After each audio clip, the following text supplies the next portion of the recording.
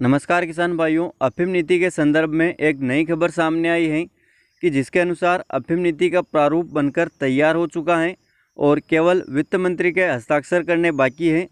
इस खबर के बारे में आगे विस्तार से बात करेंगे और साथ ही यह भी जानेंगे कि क्या आगामी चुनाव अफीम नीति को प्रभावित कर सकते हैं। इस साल कितने आरी के पट्टे जारी किए जाएंगे, क्या नए पट्टे भी दिए जाने की संभावनाएँ हैं, CPS पद्धति की क्या कंडीशन है, इन सभी के बारे में आगे इस वीडियो में हम विस्तार से बात करने वाले हैं। तो इसलिए इस वीडियो को आप अंत तक ज़रूर देखें। और किसान दोस्तों, आप सभी से एक निवेदन है कि अभी तक आपने हमारे YouTube चैनल आदर्श किसान को सब्सक्राइब नहीं किया है तो आप जल्दी से जल्दी चैनल को सब्सक्राइब कर लें। तो आइए वीडियो में आगे बढ़ते हैं। 15 जुलाई के अखबार में एक खबर आई थी कि अगस्त माह के पहले सप्ताह में अफीम नीति घोषित हो सकती है, जिसमें कि यह साफ साफ लिखा है कि अगस्त माह के पहले सप्ताह तक घोषित हो सकती है नई अफीम नीति।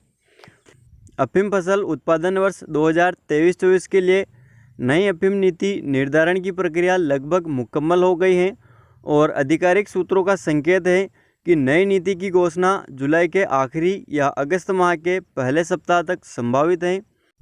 इस संदर्भ में खास बात यह है कि यह नीति दो मुख्य अफीम उत्पादक राज्यों में विधानसभा और वर्ष 2024 में प्रस्तावित लोकसभा चुनाव से पहले जारी होनी है। लिहाजा सरकार लोक लुभावन प्रावधानों का समावेश करते हुए लाइसेंस बढ़ाने पर फोकस रखेगी। विदित ही है कि प्रत्येक वर्ष केंद्रीय वित्त मंत्रालय द्वारा घोषित अफीम नीति के प्रावधानों की कसौटी पर खरा पाए जाने वाले किसानों को मध्य प्रदेश, राजस्थान और उत्तर प्रदेश में अफीम काश्त के लिए लाइसेंस प्रदान किए जाते हैं। पिछले 2 वर्षों में परंपरागत ढंग से अफीम की खेती करने के साथ CPS पद्धति के तहत अफीम के डोडों पर चीरा नहीं लगाने की शर्त के साथ भी लाइसेंस दिए जा रहे हैं, यानी कि CPS पद्धति से दिए जा रहे हैं। अफीम नीति निर्धारण की प्रक्रिया के अंतर्गत विगत माह 3 अफीम उत्पादक राज्यों में अफीम उत्पादक सलाहकार समितियों की बैठकों के माध्यम से निर्वाचन जनप्रतिनिधियों, अग्रणी किसानों, कृषि विशेषज्ञों और अफीम एवं अल्कलॉइड प्लांट के अधिकारियों से नीति निर्धारण के बारे में सुझाव लिए गए थे। प्राप्त सुझावों का विश्लेषण कर नारकोटिक्स कमिश्नर कार्यालय से निष्कर्ष रिपोर्ट भेजी गई।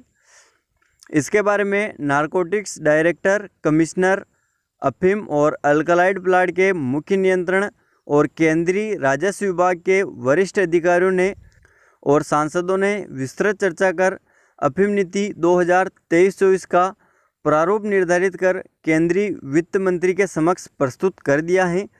संभावना है कि इस प्रारूप पर शीघ्र ही वित्त मंत्री की स्वीकृति मिल जाएगी और जुलाई माह के अंत तक या अगस्त माह के पहले सप्ताह तक नई अफीम नीति की घोषणा हो सकती है।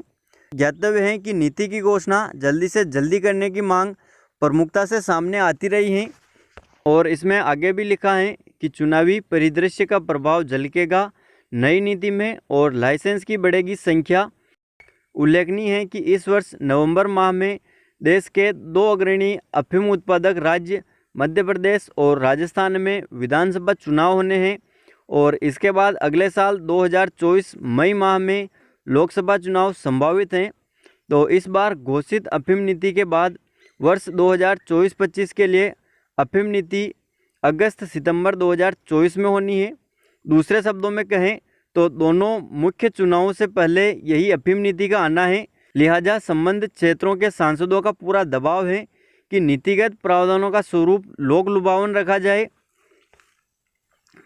जानकारों का मत है कि अभी देश में CPS पद्धति के अंतर्गत प्लांट स्थापना की प्रक्रिया प्रगति पर है। इसलिए फिलहाल एरिया वृद्धि के बजाय चुनावी लाभ की संभावनाओं के अनुरूप नई नीति में सरकार का फोकस किसानों की संख्या बढ़ाने पर रहेगा।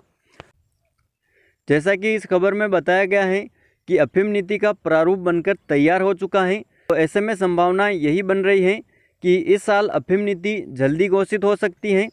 तो इस खबर के आधार पर अब हम यह अनुमान लगा सकते हैं कि इस साल चुनाव कुछ हद तक अफीम नीति को प्रभावित कर सकता है, क्योंकि कई सालों से किसान अपनी मांगें रखते आ रहे हैं जिन पर सरकार ने अभी तक कोई विशेष ध्यान नहीं दिया है। तो हो सकता है इस वर्ष चुनाव के कारण किसानों की मांगों को ध्यान में रखकर अफीम नीति में बदलाव किए जा सकते हैं। जिसमें नए पट्टे आने की संभावनाएं भी बन रही हैं।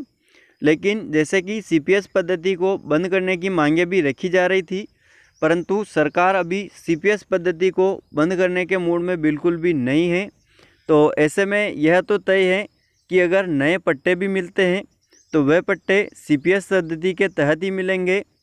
इसके अलावा हो रहे भ्रष्टाचार को देखते हुए कुछ अन्य बदलाव भी किए जा सकते हैं और हाल ही में अधिकारियों का तबादला भी हुआ है। तो यानी कि सरकार भ्रष्टाचार को कम करने का प्रयास कर रही है।